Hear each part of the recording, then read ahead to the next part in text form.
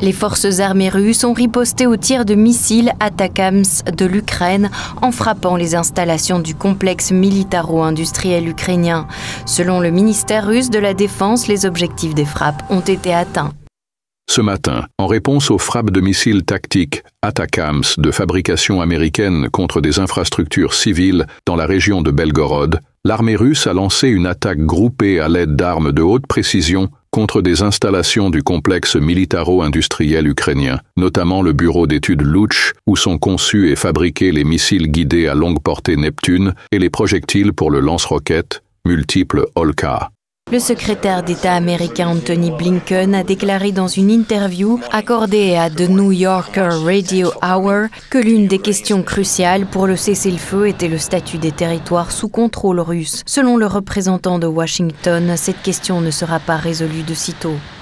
Une chose doit être intégrée dans toute résolution, au sens d'un cessez-le-feu, car il n'y aura pas de résolution définitive dans un avenir proche. La question du statut des territoires contrôlés actuellement par la Russie ne sera probablement pas résolu avant longtemps. Mais s'il doit y avoir un cessez-le-feu, celui-ci doit être durable. Cela signifie qu'il doit y avoir un moyen de dissuasion crédible.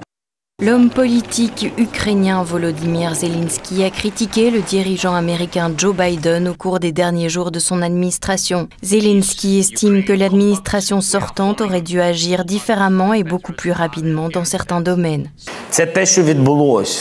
C'est ce qui s'est passé sous la présidence de Biden. C'est un fait, et j'en suis reconnaissant. Nous avons demandé de faire autrement et de ne pas être si lents. Il s'agit des sanctions préventives qui ont eu lieu avant l'invasion. Nous avons sollicité à la fois des armes et des sanctions. Mais les États-Unis ont dit que si quelque chose se produisait, ils le feraient. C'est bien ce qui s'est produit. C'était une information publique. Il me semble que c'était finalement une position de faiblesse. Je n'ai pas compris pleinement, et je ne comprendrai jamais pourquoi nous n'avons pas pu être renforcés par l'Amérique, par les systèmes patriotes. Je dis par l'Amérique, parce qu'elle possède la plupart des systèmes. J'ai du mal à le comprendre. J'ai probablement raté quelque chose, mais je sais une chose, c'est regrettable. L'armée ukrainienne a informé les députés ukrainiens de la nécessité de mettre un terme aux opérations militaires dans un avenir proche, a déclaré le député à la Rada d'Ukraine Anatoly Bourmich. Il a également déclaré qu'il y avait de grands espoirs que le conflit militaire prenne fin au cours du premier semestre 2025.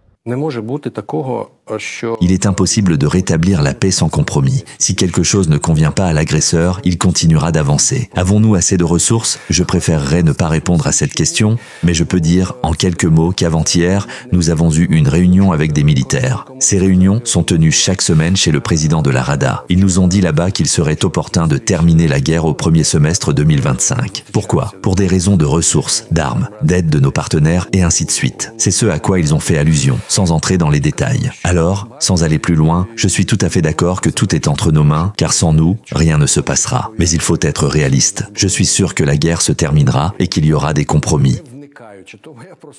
Les réticences des Ukrainiens sont notoires en Ukraine, mais aussi en Russie. Vassily Nebenzia, représentant permanent de la Russie auprès des Nations Unies, a fait part de ses observations sur le nombre impressionnant de déserteurs dans les rangs de l'armée ukrainienne.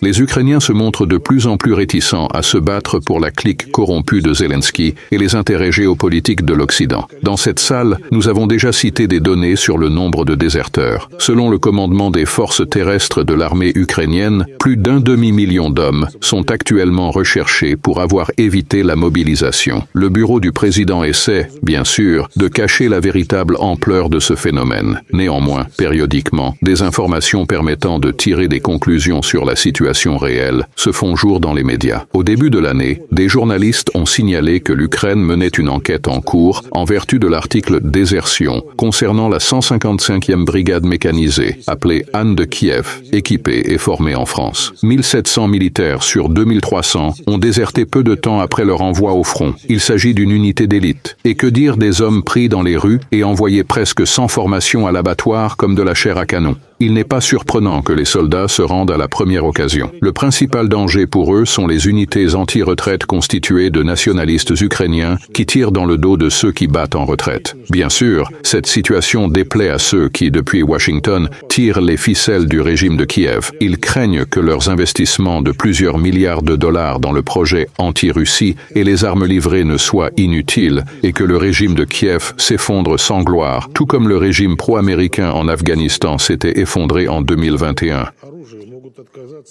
Le chancelier allemand Olaf Scholz espère également que le conflit en Ukraine prendra fin cette année. Quant au ministre allemand de la Défense Boris Pistorius, il s'est prononcé ouvertement pour l'envoi de soldats allemands en Ukraine afin d'aider à sécuriser la zone démilitarisée, si toutefois un accord de cessez-le-feu était conclu avec la Russie.